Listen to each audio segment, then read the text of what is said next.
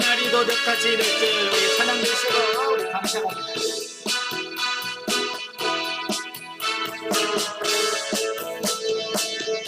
그날이 도둑같이 이를 줄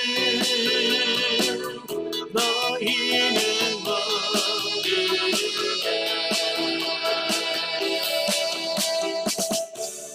깨어 있으라 잠들지 말아라 주님과 동행하라.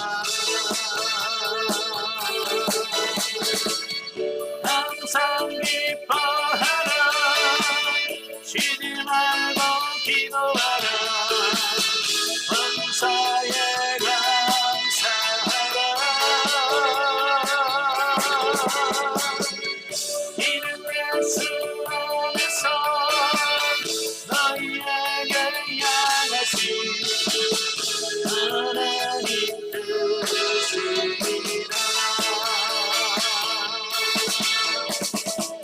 평강의 하나님이 너희를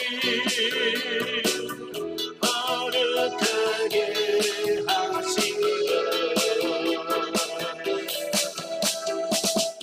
언론과 영광이 주무실 그날에 힘없이고 나노라. 항상 기뻐하라 쉬지 말고 기도하라 감사에 감사하라. 이는 예수 안에서 너희에게 향하신 하나님 뜻이니라.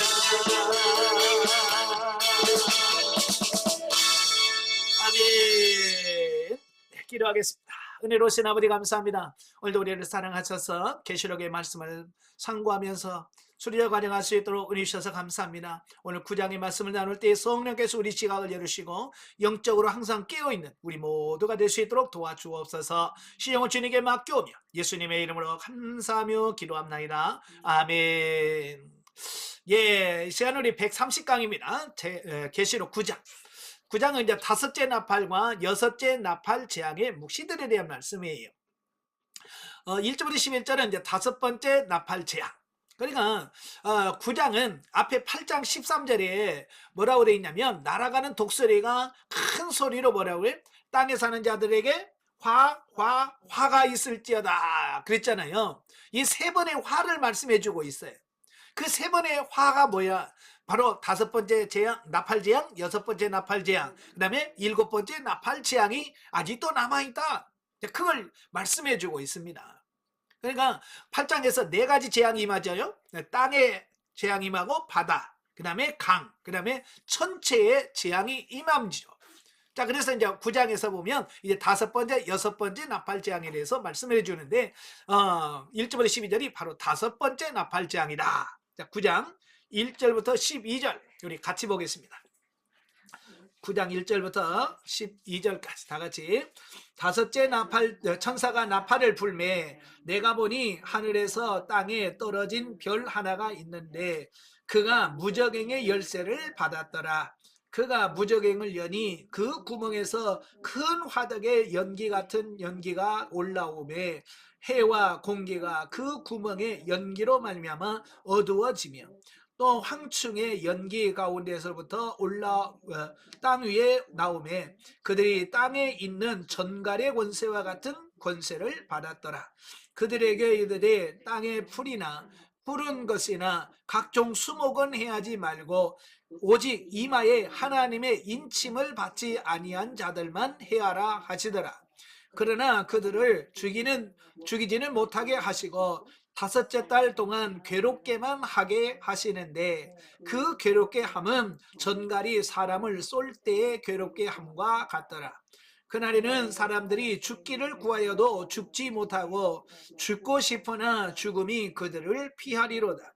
황충들의 모양은 전쟁을 위하여 준비한 말들 같고 그 머리에 금 같은 관 비슷한 것을 썼으며 그 얼굴은 사람의 얼굴 같고 또 여자의 머리털 같은 머리털이 있고 그 이빨은 사자의 이빨 같으며 또 철 호심경 같은 호심경이 있고 그 날개들의 소리는 병거와 많은 말들이 전쟁터로 달려 들어가는 소리 같으며 또 전갈과 같은 꼬리와 쏘는 살이 있어 그 꼬리에는 5달 동안 사람들을 해야 하는 권세가 있더라. 그들에게 왕이 있으니 무정행의 사자라. 히브리어로는 그 이름이 아바돈이요 헬라어로는 그 이름이 아볼루온이더라. 첫째와는 지나갔으나 보라 아직도 이후에 화둘이 이르리로다. 아멘. 자, 이건 이제 다섯째 나팔 재앙에 대한 말씀인데요. 자, 본달락은 다섯째 나팔 재앙에 관한 내용으로 재앙의 구체적인 수단은 사단에 의하여 열린 무적행에서 연기와 함께 올라온 전갈의 권세를 가진 황충이다라고 하는 거예요.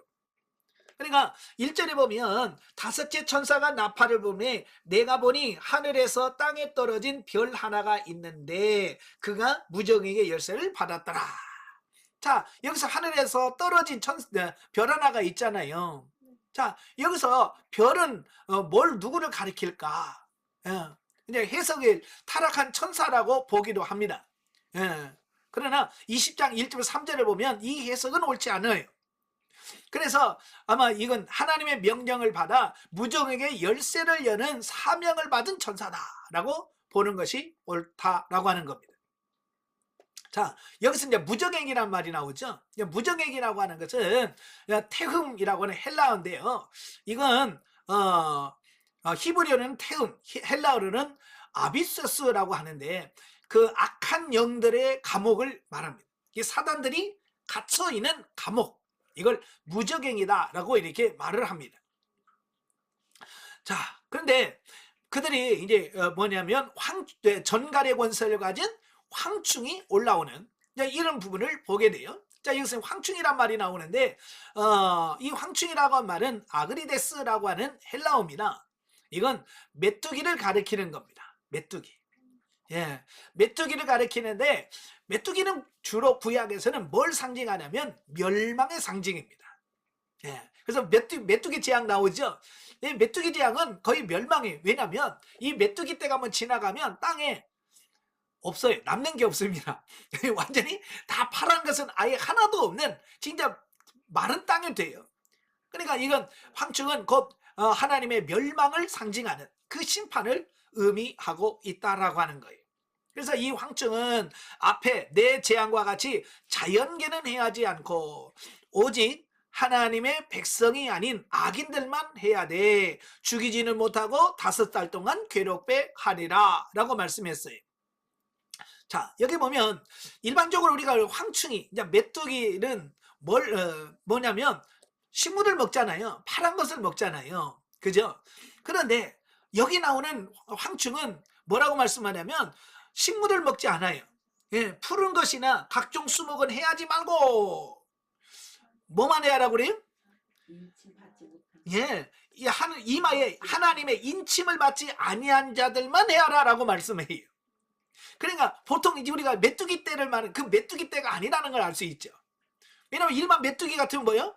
예, 푸른 나무나 풀 이런 걸 해체라고 해야 되는데 그런 걸 해야지 말라라고 말씀한단 말이에요. 이 말이 무슨 말이냐면 이 메뚜기는 자연계에서 말하는 그런 메뚜기가 아니라는 얘기를 하고 있는 거예요. 예, 그래서 바로 이 황충이 이런 자연계의 메뚜기가 아니라고 하는 겁니다. 예, 그래서 오직 하나님의 백성이 아닌 악인들만 해야 돼. 죽이지는 못하고 5살 동안만 괴롭게 될 것이다 라고 말씀해 주고 있어요. 자, 이건 뭘 말하냐면 그 권세도 일정 기간 동안만 역사하는 어떤 그런 부분이다라고 볼 수 있죠.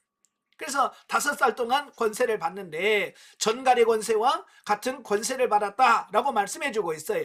근데 이 전갈은 독침이 있잖아요. 그죠? 꼬리에 독침이 있어서 독침을 탁 쏘면 그 고통이 이루 말할 수 없이 고통스럽대. 예, 심지어는 죽기도 합니다만은, 참고로 저는 정갈에 쐬본 적이 없어서 얼마나 아픈지는 모르겠습니다만은, 예, 그 동물의 왕국에서 보면 뭐 사자나 이런 것도 예? 발발 떨더라고요. 독침에 찔리면. 그만큼 강한 독이 있다는 말이에요. 자, 그런데 문제는 뭐냐면 그 해를 해하는 고통이 그 전갈 같은 그 전갈로 찌르면 그 고통이 얼마나 크냐. 그러니까 뭐라고 하냐면 나를 죽여달라라고 한다는 거예요. 예, 얼마나 고통 익었으면 사람들이 제일 무서워하는 게 뭐예요? 죽는 거잖아요. 그죠? 죽는 것이 제일 두려운데 그 고통이 얼마나 크냐면 나를 좀 차라리 죽여줘 라고 말한다는 거예요. 근데 문제는 뭐냐면 죽여달라고 하는데 죽지 못한다는 거예요. 요게 진짜 큰 재앙 중에 재앙이에요. 그냥 죽으면 끝나는데 죽지도 못해. 죽고 싶은데 죽지도 않고 고통만 지속된다는 것이 얼마나 큰 고통인가라고 하는 거예요. 예. 참, 그래요. 이 죽음이라고 하는 것도 어찌 보면 은혜거든요. 한번 여러분 생각해 보세요. 죽지 않고 영원히 그 고통 속에, 질병과 고통 속에 있다고 생각해봐요. 그건 사는 게 아니겠잖아요. 그죠? 살아도 건강하게 사는 것이 중요하죠. 예. 근데 이때는 너무 고통이 커서 예? 죽고 싶은데 안 죽어, 못 죽어. 그리고 이어 재앙을 내리는 수단이 황충의 모습이 상징적으로 묘사되어지고 있다라고 하는 겁니다. 7절에 10절에. 그런데 그것을 움직이는 조종자, 예, 조종자가 있어요. 그 황충들을 움직이고 조종하는 조종자가 있는데 바로 사단의 색다른 명칭, 곧 히브리어 음으로는 아바돈, 헬라어로 음으로는 아블론이라고 언급되어지고 있는데 바로 아바돈, 아블론의 뜻은 뭐냐면 파괴자라는 뜻이에요. 파괴자. 예, 파괴자라고 해요. 예, 그래서 1절에 보면 하늘에서 떨어진 별이 이 모든 심판을 진두지휘하였다는 것을 의미하는데 이것은 철저한 하나님의 지시 아래서 심판이 이루어지고 있다는 것을 의미한다라고 하는 거예요. 이게 파괴하는데 하나님께서 명령하면 여기 쳐 라고 하면 하나님께서 말씀하신 대로 순종하더라라고 하는 것을 보게 돼요. 그러니까 이 사단도 하나님의 허락 없이는 사단도 역사 못합니다. 그러니까 우리가 욥기서에 보면 그 하나님과 그 천상회의를 하잖아요. 하나님께서 회의하는데 사탄도 참여했어요. 그래서 하나님이 사단에게 뭐라고, 너 어디 갔다 왔냐? 그러니까 사단이 뭐라고 그래? 아, 여기저기 두루 다녀왔습니다. 그렇죠?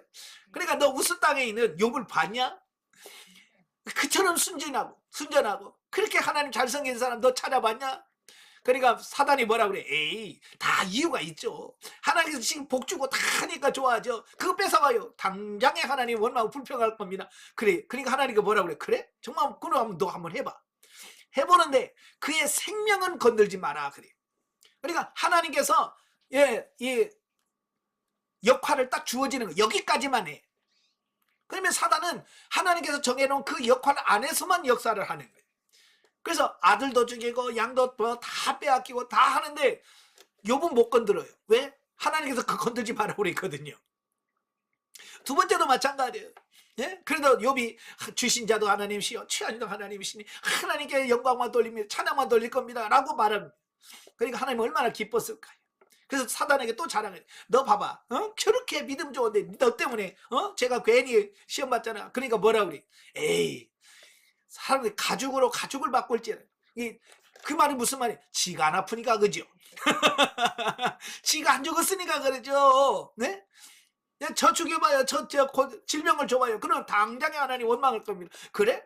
그럼 해봐. 해보는데 이번엔 생명은 거들지 마라. 그래. 생명은 거들지 말라고 하나님께서 그의 생명은 거들지 말라라고 하는 이 범위를 딱 정해줬어요. 그래서 머리부터 발끝까지 악창은 나겠지만 그를 죽일 수는 없어요. 그게 뭐냐면 하나님의 허락하심 안에서만 사단도 역사할 수밖에 없다라고 하는 것을 말씀해 줘요. 그러니까 이 황충들에게 뭐라고 말씀하면 4절에 보세요. 4절에 보면 그들에게 이르되 땅의 풀이나 푸른 것이나 각종 수목은 해하지 말고 오직 이마에 하나님의 인침을 받지 아니한 사람들만 해하라. 하나님께서 딱 범위를 딱 정해주시는 겁니다. 그러니까 그 안에서만 그들은 역사할 수밖에 없다라고 하는 거예요. 그러니까 하나님을 믿으면 걱정할 거가 없어요. 자, 마지막으로 이 다섯째 재앙 이후에는 아직도 두 개의 나팔 재앙이 남아있다는 것을 알리는 것으로서 본단락을 마감합니다. 자, 보면은 이제 하나님의 재앙은 점점 더 강화되어 재앙이 자연이라고 하는 간접적 수단에 의해 가해지지 않고 사단이라고 하는 직접적 수단에 의하여 가해지는 것을 명백하게 보여주며, 예, 더 나아가 이러한 재앙은 믿는 자와 믿지 않는 자를 구분하여 선택적으로 집행된다는 것도 아울러 보여주고 있다라고 하는 겁니다. 자, 그러니까 첫째, 셋째, 넷째까지는 뭐요? 이 자연계에 대한 재앙이잖아요. 땅, 바다, 강물, 그다음에 천체. 이건 자연계에 대한 간접적으로 재앙을 내리는데, 이번에는 이 다섯 번째 재앙은 뭐냐면 이 사단이라는 세력을 통해서 직접적으로 가해지는 재앙이다라고 이렇게 보면 되겠어요. 그런데 여기서 우리가 기억할 것은 그 재앙이 선택적이라고 하는 거예요. 네, 하나님께서 허락하신 사람들 안에서만 하라는 거예요. 자, 우리 10가지 예고해 드린 재앙이 있잖아요. 그 10가지 재앙 중에서 처음에 피재앙, 개구리 재앙, 이 재앙은 이스라엘 사람들과 애굽 사람들이 같이 이 재앙에 참여합니다. 예, 그래서 피재앙할 때는 이스라엘 사람들이 있는 곳도 다 피로 밝게요. 그다음에 개구리 재앙도 이스라엘 사람들이 있는 곳에 개구리 막 들어왔어요. 이 재앙까지 왔어요. 근데요, 8위 재앙부터는 하나님께서 경계를 정해놨어요. 이스라엘 사람들이 거하는 고센 땅에는 그 재앙이 임하지 않아요. 자, 한번 생각해봐요. 파리에게 야, 여기까지 오지마, 줄 그어놓고 여기까지 오지마, 그럼 파리가 아이고 여기는 못 가네. 선거를 나서 파리가 말 듣겠어 안 듣겠어요? 여러분 선거봐요. 파리가 말 듣나 안 듣나? 안 들어요. 예. 그런데 하나님이 정해놓으면 그 미생물인 파리들도 하나님이 정해놓은 경계선 못 넘어갑니다. 신기하죠. 네. 이게 놀라운 거예요. 바로 여기가예요. 그래서 본문에서도 하나님 뭐라고 하냐면 입 맞은 사람 건들지 마. 하나님의 이마에 인을 맞은 사람은 건들지 말고 그 입 맞지 않은 사람들만 괴롭혀라. 이게 중요한 거예요. 그래서 여기서 중요한 게 뭐냐면 우리들도 하나님의 인을 받지 않으면 어떻게 해요? 우리가 이 고통을 당할 수밖에 없다라고 하는 거예요. 그러나 이마에 하나님의 인을 맞은 자는 어떻게 돼요? 이 과정에서 해방되는 거예요. 자, 이걸 중요한 거예요. 그래서 오늘 저와 여러분들도 바로 하나님의 인을 맞을 거냐? 맞아야 돼요? 안 맞아야 돼요? 예, 하나님이 도장을 찍어야 내 거야 라고 하나님의 인이 우리 이마에 찍혀야 돼. 그래야 사단이 마지막 이 다섯 번째 나팔재앙에서 우리를 해하지 못한다 그 말입니다. 자, 그리고 그러한 사실들은 또한 재앙이 점점 더 강화되어 가므로 세상은 점점 더 심판의 핵심으로 진행되어 가고 있다는 것을 함축적으로 보여준다. 바야흐로 세계는 최후의 심판을 향하여 치달아 가고 있다는 말이다. 아멘. 예, 그 예고에 내린 10가지 재앙도 점점 강도가 세어지잖아요. 마찬가지예요. 이 재앙도 7인 재앙보다 7 나팔 재앙이 더 강도가 세고 그거보다 더 센 재앙이 마지막에 7 대접 재앙입니다. 이 재앙은 점점 세어져 간다라고 하는 거예요. 자, 본문을 통해서 우리는 하나님의 인을 맞은 자, 곧 예수 그리스도의 보혈의 피가 자신의 죄를 깨끗이 했다는 것을 믿고 그 가르침에 따라 사는 자는 결코 사단이 해하지 못한다고 하는 것을 알 수 있다라고 하는 겁니다. 예. 그러니까 여기서 보면 이때 당시 왜 이런 말을 써냐면 그때 당시 왕이 누구냐면 황제가 누구냐면 도미티안이라는 황제가 있어요. 이 도미티안 황제가 이 교회를 아주 계획적으로 핍박을 하고 박해를 했고요. 심지어 이 요한도 반모라누섬에 유배를 시킨 사람이 누구냐면 도미티아누스예요. 그러니까 이 교회 성도들이 엄청나게 박해를 받고 있는 그 상태에서 사도 요한이 그들에게 뭐라고 말씀하냐면 야, 걱정하지 마라.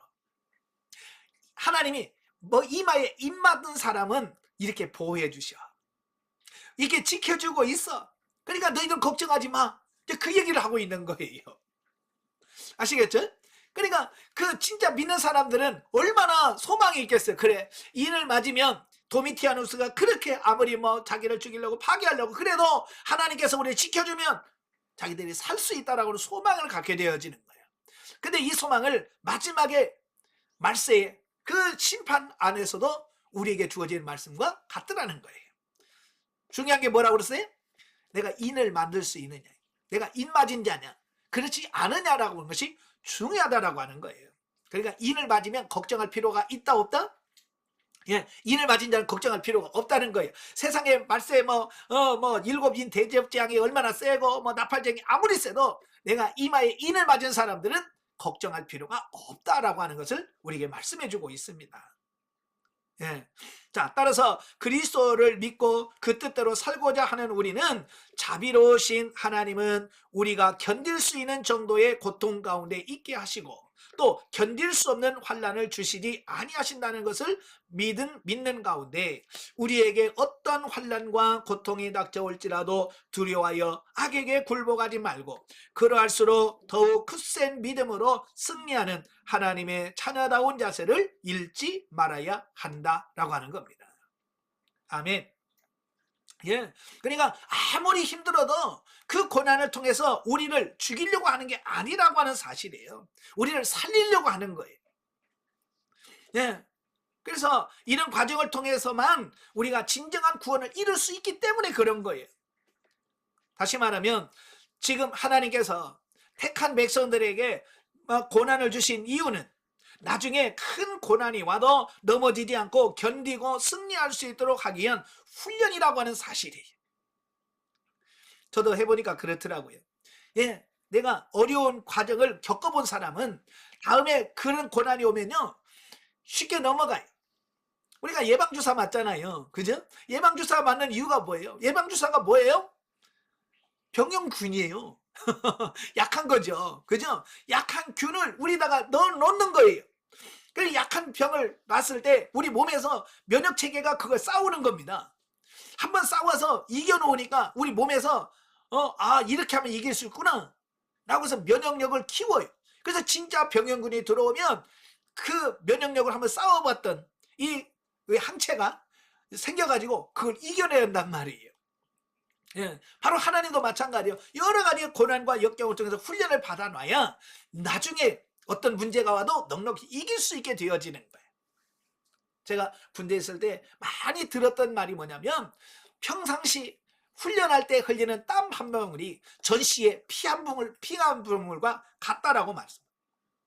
그러니까 열심히 훈련할 때 막 땀 흘리면서 훈련을 받아놓으면 진짜 전시에서 자기 생명을 살린다는 거예요. 근데 평소에 훈련하지 않고 편하게 그냥 편하게 살면 편할 수 있죠. 그런데 정작 내가 진짜 해야 될 때는 못한다는 거예요. 그래서 하나님께서는 저와 여러분을 이렇게 훈련을 시키는 겁니다.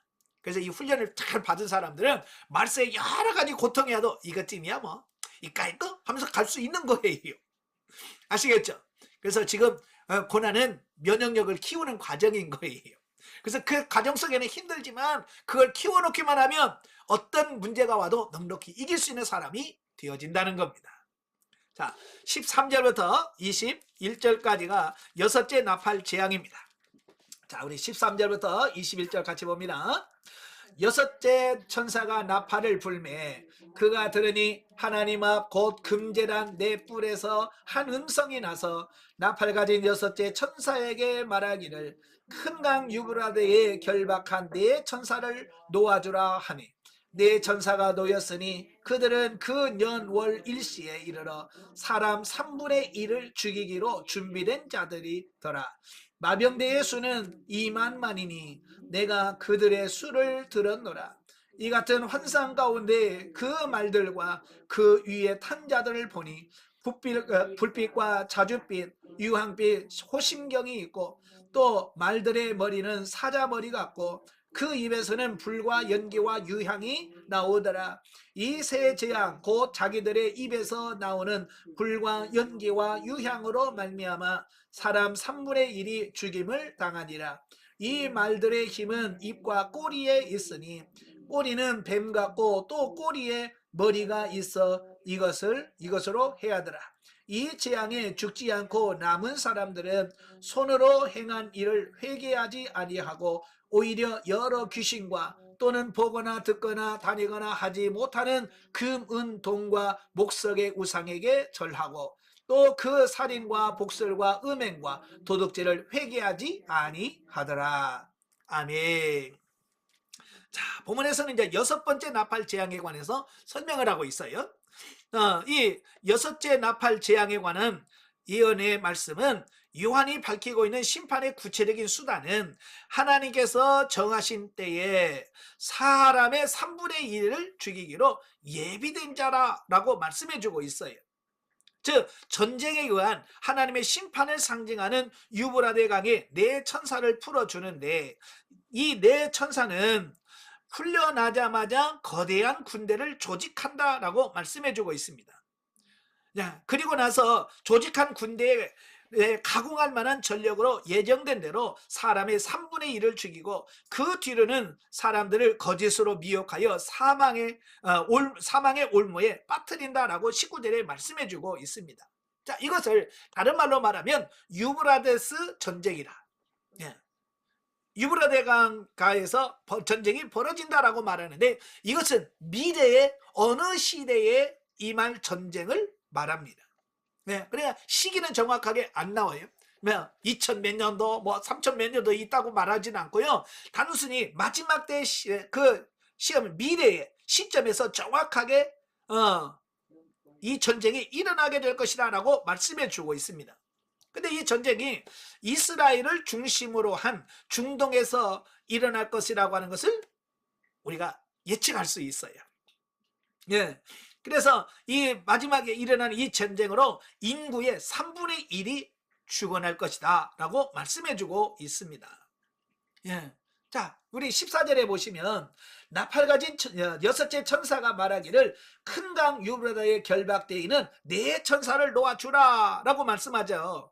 자, 여기서 네 천사는 누구를 가리킬까요?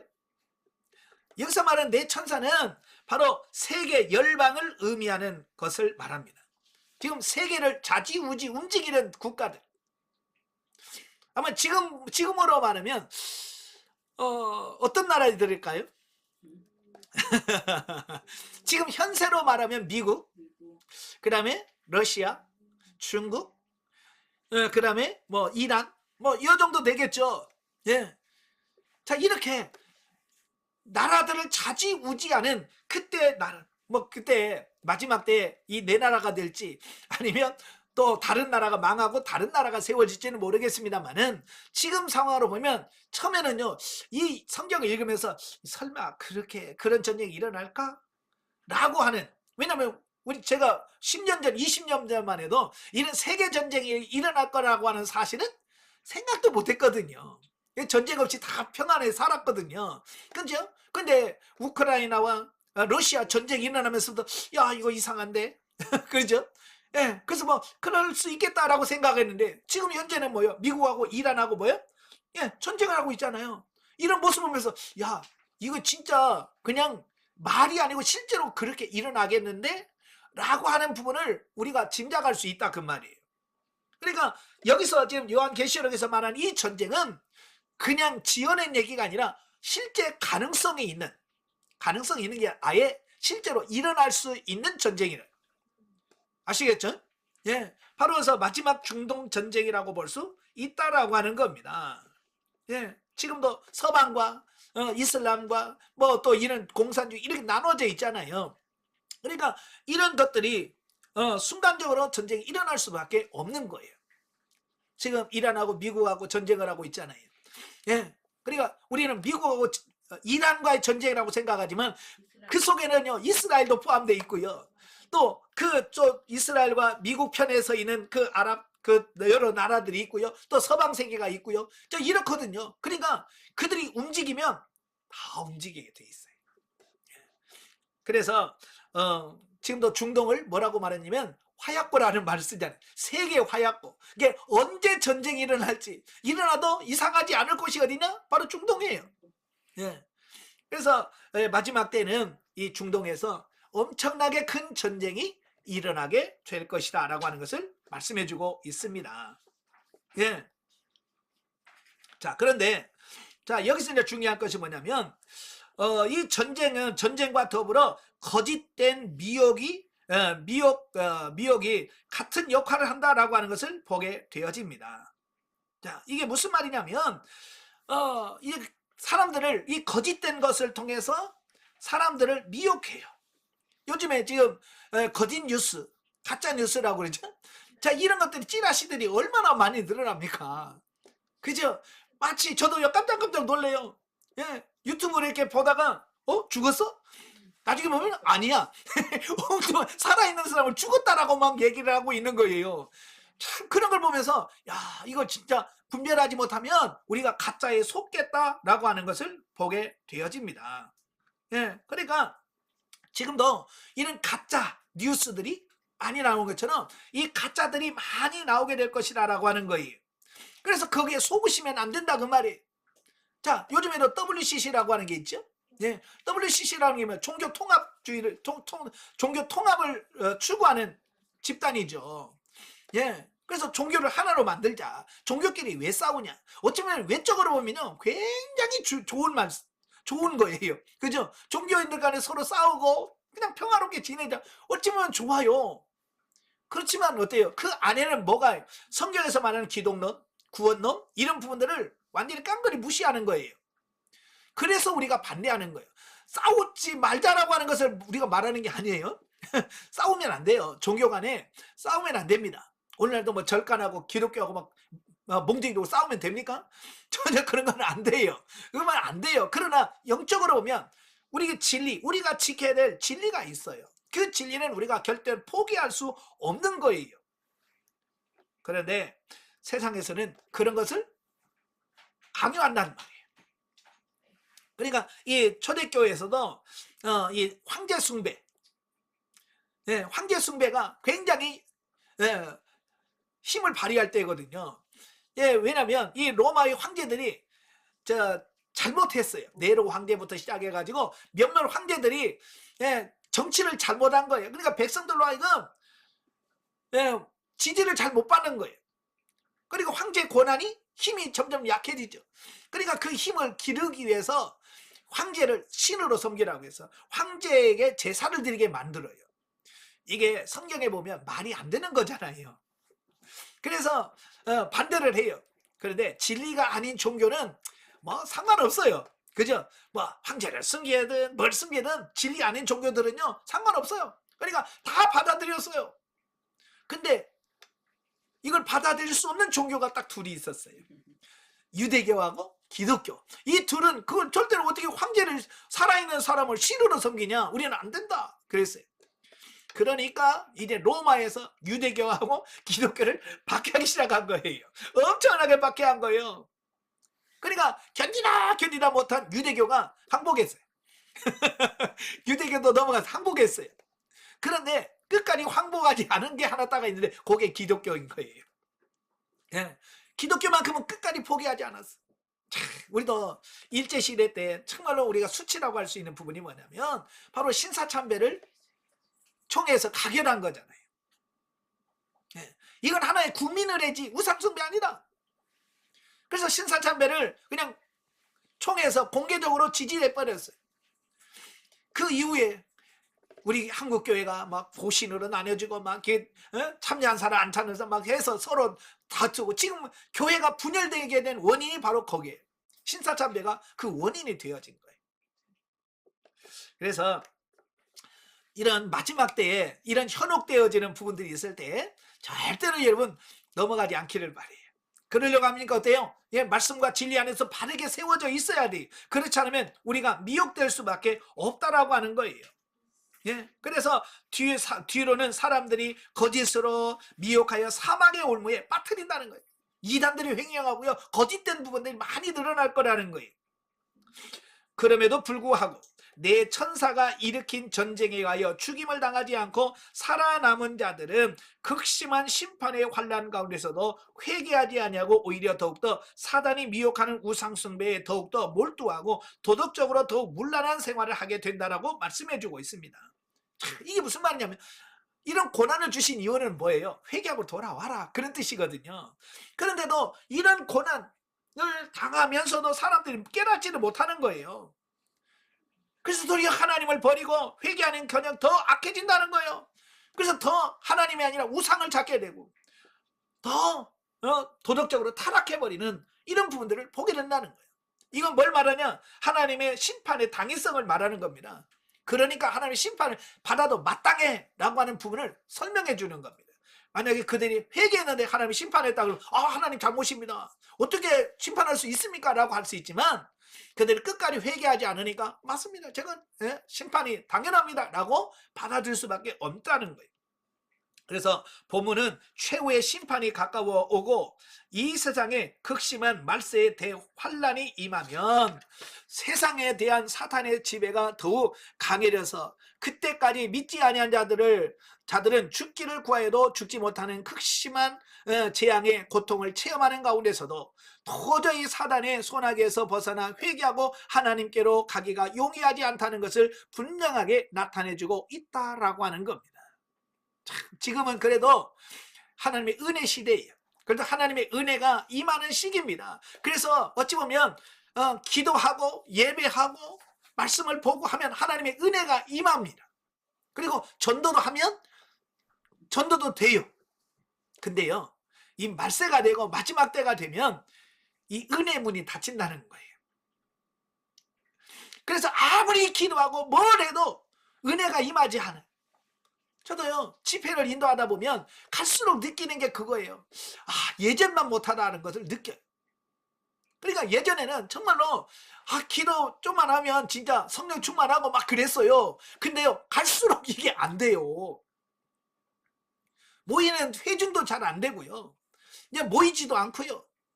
이런 현상들이 벌어지는 거예요. 자, 그러다가 진짜 은혜가 그래도 조금씩 닫혀가고 있는데 나중에 진짜 은혜 문이 닫히면 아무리 기도해도 은혜가 임하지 않고 이제 구원의 문이 딱 닫히면 이제 구원하고 싶어도 안 되고 은혜 받고 싶어도 안 되고 뭘 해도 안 되는 때가 온다 그 말입니다. 그때 가면 늦죠. 그죠? 그래서 사도 바울이 뭐라고 해요? 지금이 구원받을 만한 때요, 지금 은혜 받을 때라 라고 말씀해 주고 있어요. 그러니까 여러분, 지금 기도할 수 있을 때 기도하세요. 지금 은혜 받을 수 있을 때 은혜 받으세요. 나중에는 여러분이 밤새 철회하며 금식해도요, 은혜 임하지 않습니다. 그때 가서 정말로 울고불고 해도 안 돼요. 이미 문이 닫힌 다음에는 안 돼요. 그래서 때가 늦기 전에 여러분이 정신을 바짝 차려서 기도하시는 여러분 되시길 바라요. 즉 말세에는 그리스도를 믿고 싶어도 쉽사리 믿지 못하는 저주 아래 놓이게 된다는 것을 본문은 아직 심판의 재앙 가운데 있지 않은 이들에게 분명히 알려주고 있다라고 하는 거예요. 그러니까 그때가 오기 전에 빨리 회개해, 정신 차려, 그 얘기를 하고 있는 겁니다. 그러므로 이 말씀을 명심하여 아직 평온한 때를 살고 있으면서 그리스도를 믿지 아니하는 이들은 믿는 일을 내일로 미루지 말고 지금 이 순간에 그리스도를 영접하는 결단을 내려 다가오는 환난을 피하도록 해야 한다라고 하는 겁니다. 미루지 말라는 거예요. 예수님 믿는 거 미루지 말고 영성훈련 통해서 더 영적으로 성장해가고 성숙해 가는 거 미루지 말라는 거예요. 내년이 항상 내년이 있는 게 아니에요. 내일이 항상 있는 게 아니에요. 언젠가는요, 내년이 없어요. 내일이 없다니까요. 그러니까 그 전에 우리가 정신 차리고 깨어있는 우리가 돼야 됩니다. 뿐만 아니라 먼저 믿는 이들은 가능하면 한 사람이라도 그러한 심판의 환난 가운데서도 고통당하지 않고 주님이 주시는 영생을 누리도록 복음을 전파하는 데 열심을 내야 할 것이다. 우리가 전도하는 이유가 뭐예요? 그 고통에 그들이 빠지지 않도록 그들을 구원하기 위해서 우리가 전도하는 것이다 라는 겁니다. 자, 영적에 보죠. 자, 우리는 어떤 일을 하든지 하나님을 기쁘시게 할 수 있는 복된 기회가 늘 주어져 있다. 그러나 믿지 않는 자들에게는 재앙이라고 하는 심판이 기다리고 있다. 심판에 대한 메시지에는 하나님의 뜻대로 살고자 힘쓴 자들에게 상급으로 갚아주실 하나님의 의도가 숨겨져 있다. 제가 말씀드린 심판에 양면성이 있다고요. 심판은 뭐냐? 심판을 받을 자와 구원받을 자로 나누어지는 거예요. 그래서 저와 여러분은 하나님의 인을 받아서 구원받고 상급을 받을 자로 우리가 그 편에 서야 돼.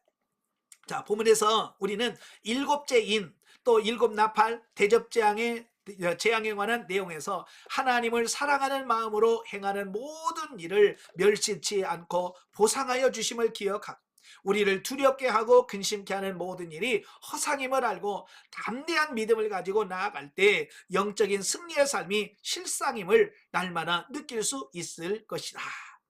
아멘. 자, 우리가 이제 제가 실상과 허상에 대한 말씀을 해요. 실상이라고 하는 것은 뭐예요? 실제로 존재하는 것. 허상은 뭐냐면 있는 것처럼 보이지만 실제가 아닌 것들을 말합니다. 오늘날 우리가 많은 사람들이 지금 살면서 눈에 보여지고 만져지는 이 세상이 우리는 실상이라고 생각해요. 그죠? 근데 이건 허상인 거예요. 그리고 지금 보이지 않는 하나님의 나라 천국, 이건 허상처럼 보여. 왜? 우리 눈에 안 보이거든요. 그래서 우리는 이 보이지 않는 하나님의 나라 실상인 그 세계를 바라보지 못하고 지금 우리 육신의 눈으로 보여지고 만져지는 것들이 최고, 그게 단 줄 알고 지금 그걸 놓고 쫓아간다 그 말이에요. 그런데요, 예수님이 재림하시고 이 세상이 사라지는 날, 그때서 야, 이 세상이 실상인 줄 알았더니 그때 허상이었네. 그때 발견하겠대요. 그리고 지금 보이지 않는 하나님의 나라 새하늘과 새 땅은 지금 우리들은 안 보여. 근데 이 세상이 심판받고 나니까 그 하나님의 나라 예루살렘이 쫙 임하는 거예요. 그때서야 뭐요? 와, 이게 진짜네. 이걸 발견하게 된다고 말이에요. 그러니까 지금 눈에 보이는 게 실상 아닙니다. 여러분 손에 만져지는 게 실상이 아니요. 그러니까 여러분이 명의로 아파트 명의가 여러분으로 돼 있다고 그게 실상이 아니라니까요. 이 세상 망할 때 그 다 망하는 거예요. 예, 여러분 통장에 돈을 아무리 쌓아놔도요 세상 말할 때 다 없어지는 거예요. 그러나 하나님의 나라 하늘에 심은 것만은 어때요? 새하늘과 새 땅일 때 같이 받게 돼요. 상급으로 받게 돼요. 그래서 우리가 이 실상과 허상 구분을 정확하게 할 수 있는 여러분들이 되셔야 됩니다. 자, 결론, 성경 계시발전사적 이해. 자, 오늘은 재앙이라고 하는 부분을 같이 보도록 하겠습니다. 18절과 20절에 보면 이 재앙이라고 하는 말이 나오는데요. 예, 재앙이라고 하는 것은 우리 국어사전에 뭐라고 되어 있냐면 뜻하지 않게 생긴 불행의 변고. 그러니까 전혀 예상하지 못했는데 내 예상 밖에 어떤 불행이 내게 다가오는 거, 이걸 재앙이라고 말한다는 거예요. 자, 히브리는 네가, 마카, 마게파 이렇게 되어 있고요. 헬라어로는 마스틱스, 이 말은 채찍이란 뜻이고, 또 플레게라고 하는 말은 재난, 재앙이란 뜻을 가지고 있습니다. 그래서 이 재앙이라고 하는 것은 하나님의 율법을 범한 죄로 받는 벌을 말할 때 성경에서는 이걸 재앙이라고 말씀한다라고 하는 겁니다. 그러니까 우리가 하나님께서 이렇게 살아라, 살지 마라 라고 말씀했잖아요. 그 말씀대로 살면 복이 오지만 그 말씀대로 살지 못하면 거기에 따른 징계와 벌이 있다. 근데 그게 뭐냐? 그게 재앙이다. 그런 얘기예요. 자, 성경에 이 재앙이란 단어가 202회 나옵니다. 구약의 188회, 신약의 14회 이렇게 많이 나온다는 말은 제가 늘 말씀하죠? 중요하다는 얘기예요. 그러니까 재앙이란 말이 이렇게 많이 나오는 것은 그만큼 중요하다. 그러니까 잘 기억해둬라 라고 하는 그런 의미를 갖고 있다라고 하는 거예요. 자, 재앙이라고 하는 것을 성경에서 쭉 계시발전사 쪽으로 살펴보면 처음 재앙이 나온 때가 어디냐면 창세기 12장입니다. 창세기 12장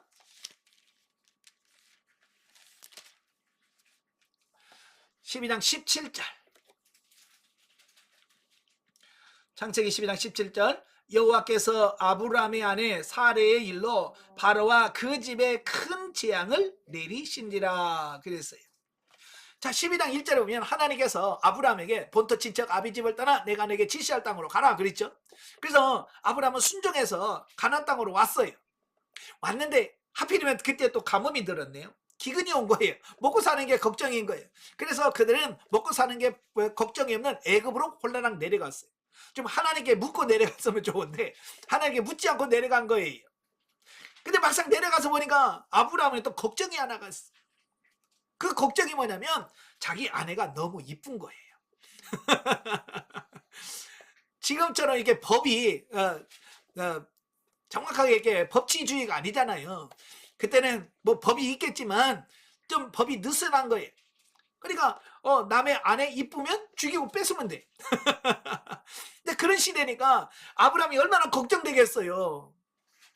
예, 그래서 내려가면서 자기 부인에게 그래요. 예, 내 아내라고 하지 말고 내 누이 동생이라고 해라. 그래야 내가 살겠다. 안 내려가면 되는 걸 왜 내려가가지고 그런 고생하는지 몰라요? 자, 내려갔어요. 내려가서 이때가 예, 아브라함의 나이가 75세고요. 사라의 나이가 65세 정도 됐단 말이에요. 예. 지금으로 65세 할머니네 라고 생각할 수 있지만 이게 좀 다를 때잖아요. 수명이 지금은 뭐 90세, 100세만 살아도 아이고 장수하셨네 그러잖아요. 근데 그때만 해도 아브라함이 175세, 이삭이 180세. 그러니까 지금 수명의 거의 배를 사는 시대예요. 수명의 배를 사는 시대다 보니까 어찌 보면 지금 65세 사라가 65세라고 말하면 지금으로 말하면 약 35세 중후반. 예.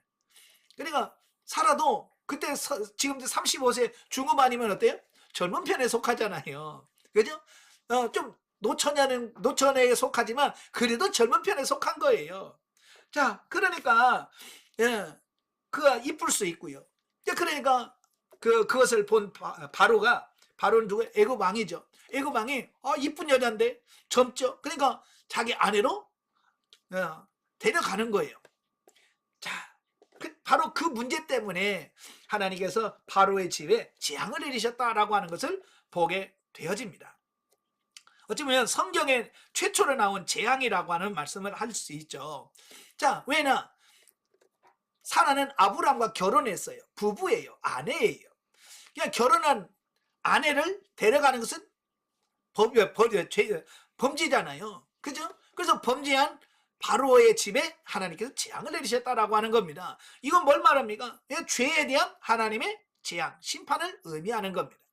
자, 이렇게 구약에서는 범죄하면 즉각적으로 하나님께서 즉각 재앙을 내리시는 이 부분들을 보게 됩니다. 하나님은 이 가정을 굉장히 소중하게 여기셔요. 그래서 가정을 깨트리거나 가정을 파괴하는 파괴범은 하나님께서는 구약에서부터 엄하게 경계하십니다. 예. 그래서 남의 아내를 취한 자는 돌로 쳐 죽여라.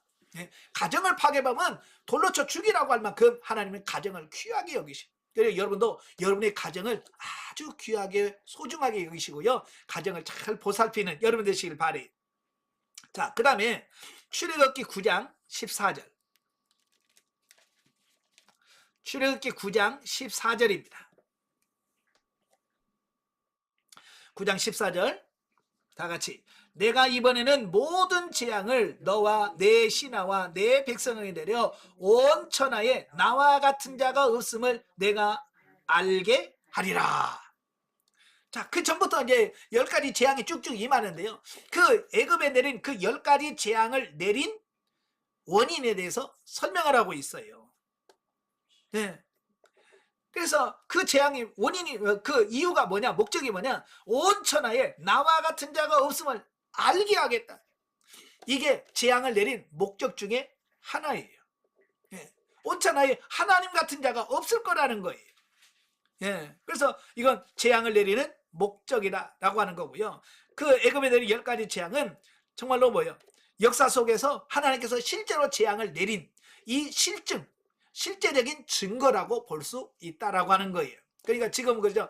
하나님 범죄하면 하나님께서 벌 줄 거야. 여러분 겁나요, 안 나요? 안 나죠. 나중에 설명드리겠지만 지금은 즉각적으로 뭐 죄짓다고 하나님 뭐 벼락치거나 그러지 않으셔요. 예, 그러나 구약 시대는요 실제적으로 역사 속에 재앙이 임했다니까요. 하나님께서 애굽의 10가지 재앙을 그냥 그 시대에 즉각 실행하셨단 말이에요. 자, 그 다음에 신명기 28장. 신명기 28장 15절부터 68절. 자, 신명기 28장은 전반부 1절부터 14절까지는 하나님 말씀을 듣고 순종하는 자에게는 이런 복을 줄 거다. 라는 복에 대한 말씀이고요. 15절부터 마지막 68절까지는 내 말을 듣고 순종하지 않은 자면 이렇게 벌을 주겠다라고 하는 말씀이 나옵니다. 자, 여기 보면 구체적으로 나와요. 예. 그냥 상상 속으로만 벌 줄 거야. 아이고 그래요 무서워요. 그 징후가 아니라 정말로 하나님의 말씀을 따라 순종하지 않은 자는 그 삶 속에서 즉각적으로 하나님께서 심판하시고 징계하시는 이런 부분들로 나온다라고 하는 겁니다.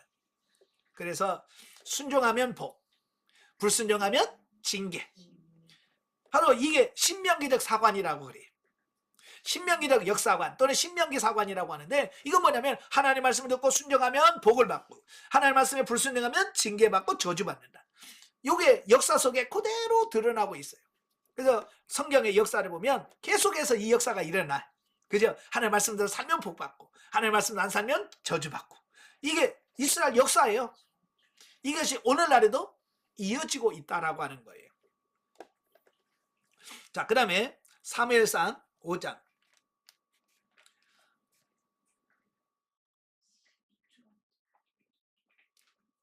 사무엘상 5장 1절부터 12절.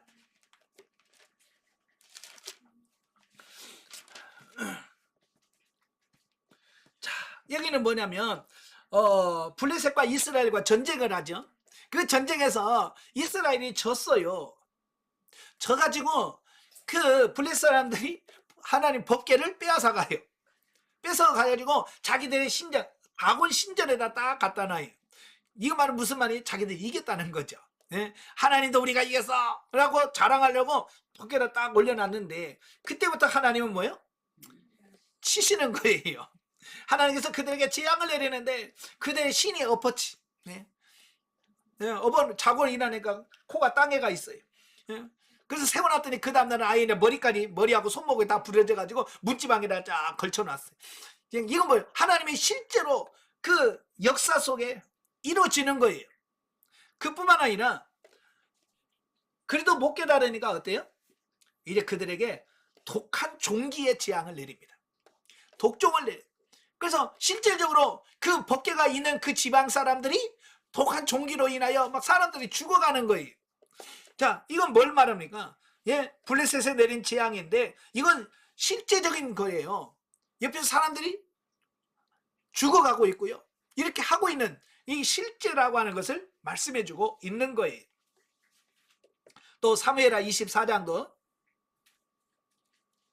사무엘하 24장 이건 다윗의 실수에 대한 말씀이에요. 다윗의 실수를 하는데 그 실수가 뭐냐면 인구조사하는 거예요.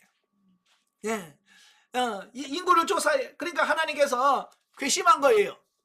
그래서 세 가지 중에 하나 네가 선택해라. 그죠?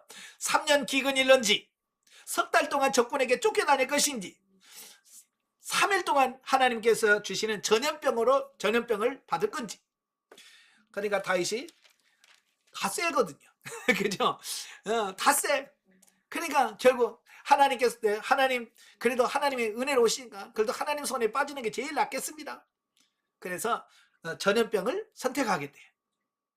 그래서 사흘 동안에 전염병을 돌아서 몇 명이 죽어요? 7만 명이 죽어요. 7만 명. 야, 지금도 7만 명 엄청나게 큰 숫자입니다. 그죠? 그때 당시는 엄청나게 많은 숫자가 7만 명이 죽어요. 이건 뭘 말하냐면 하나님의 징계와 심판이 어때요?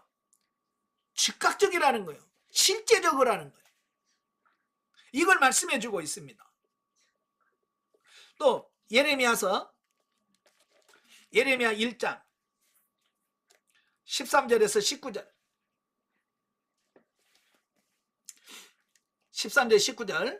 13절 여호와의 말씀이 다시 내게 임하니라 이르시되 내가 무엇을 보느냐 대답하되 끓는 가마를 보나이다. 그 윗면이 북에서부터 기울어 졌나이다 하니 여호와께서 내게 이르시되 재앙이 북방에서 일어나 이 땅의 모든 주민에게 부어지리라. 자, 하나의 환상을 보여주는 겁니다. 보여주고 너 못 봤냐? 그러니까 끓는 가마가 있는데요 북쪽에서부터 이렇게 기울었습니다. 이건 뭐예요? 예, 하나님께서 재앙을 준비하시고 이스라엘에게 구울 준비를 하고 계시는, 하나님께서 이 범죄하고 타락한 유다를 치시려고 하시는 그것을 환상을 통해서 보여주셨다라고 하는 겁니다. 자, 그 다음에 레위기 21장, 예레미야 21장, 예레미야 21장 8절부터 10절, 8절부터 10절, 9절만 보겠습니다. 이 성읍에 사는 자는 칼과 기근과 전염병에 죽으려니와 너희를 애워싼 갈대아인에게 나아가서 항복하는 자는 살 것이나 그의 목숨은 전리품같이 되리라. 그랬어요. 자, 이건 남유다에 내릴 하나님의 그 재앙의 3종 세트. 3종 세트가 있어요. 그 뭐냐? 칼. 칼은 전쟁입니다. 전쟁이라고 썼는데 이 전쟁 지우고 기근이라고 써요. 하나님께서 재앙을 내리시는 3종 세트가 뭐냐면 칼은 전쟁이에요. 그 다음에 기근, 이건 자연재해입니다. 자연재해를 통해서 심판하시는 겁니다. 그 다음에 세 번째가 뭐예요? 전염병. 그래서 하나님께서 범죄하고 타락한 민족을 칠 때 전쟁을 치시고, 그 다음에 자연재해를 치시고 전염병을 통해서 치시더라라고 하는 거예요. 이것이 역사적으로는 실제가 이루어져요. 자, 이제 정리를 한번 해보겠습니다. 구약에서의 재앙. 자, 오늘 이제 재앙에 대한 부분인데요. 구약에서는 예표와 모형과 그림자라고 되어 있어요. 그래서 구약에서의 재앙은요, 역사 속에서 뭐요? 실제로 일어남. 그것도 즉각적으로. 범죄하면 그냥 즉각적으로 일어나는 거예요.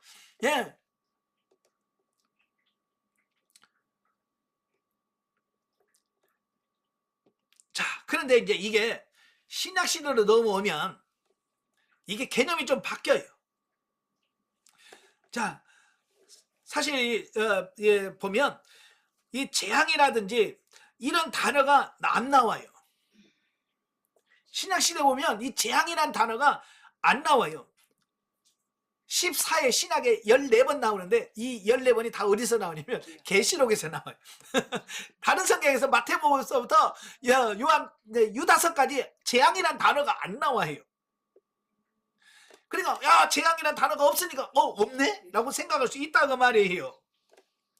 대신 재앙이라고 하는 말을 쓰지 않고요, 이 재앙을 당하지 않는 길을 신약에서는 계속 말씀을 하셔요. 그래서 마태복음 24장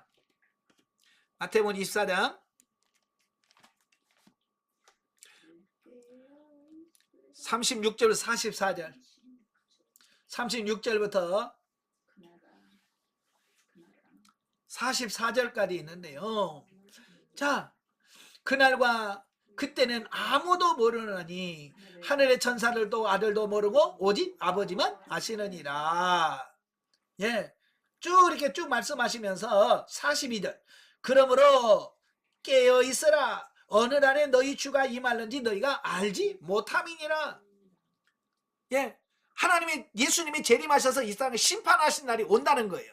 근데 그날은 모른다는 거예요. 그래서 모르기 때문에 우리가 뭐예요? 근신하고 깨어 있어야 된다. 이걸 말씀해 주고 있습니다. 자, 나중에 결론적으로 설명하겠습니다만은 바로 이것을 또 데살로니가전서 5장 1절부터 9절까지도 마찬가지예요. 1절부터 9절까지.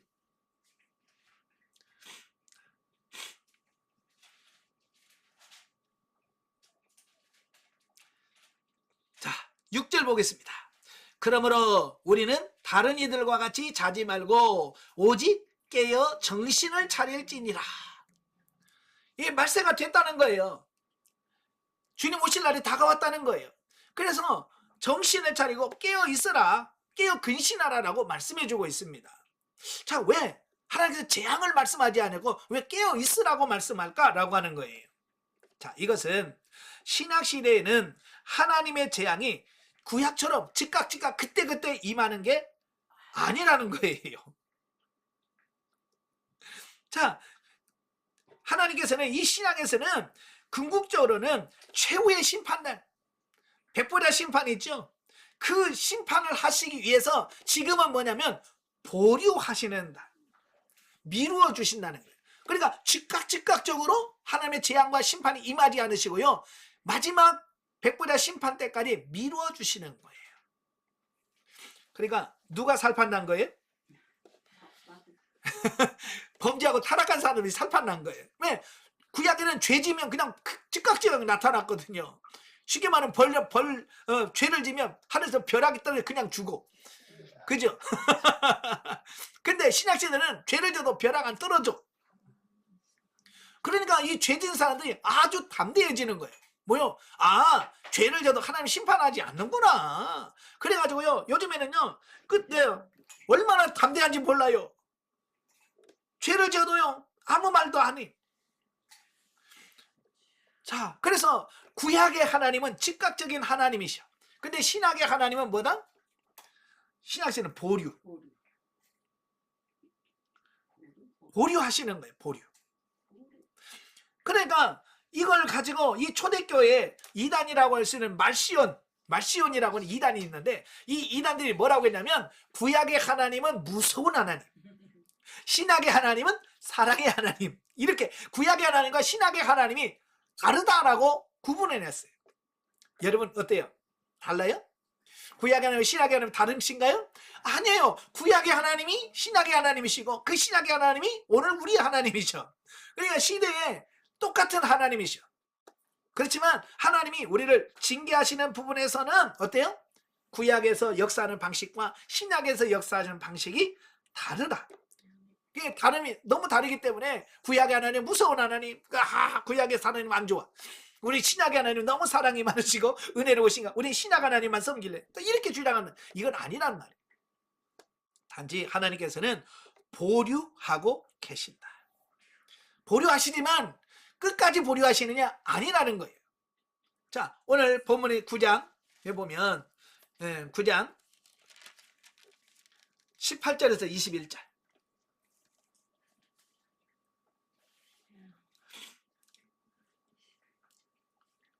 자, 18절. 이 세 재앙 곧 자기들의 입에서 나오는 불과 연기와 유황으로 말미암아 사람 3분의 1이 죽임을 당하니라.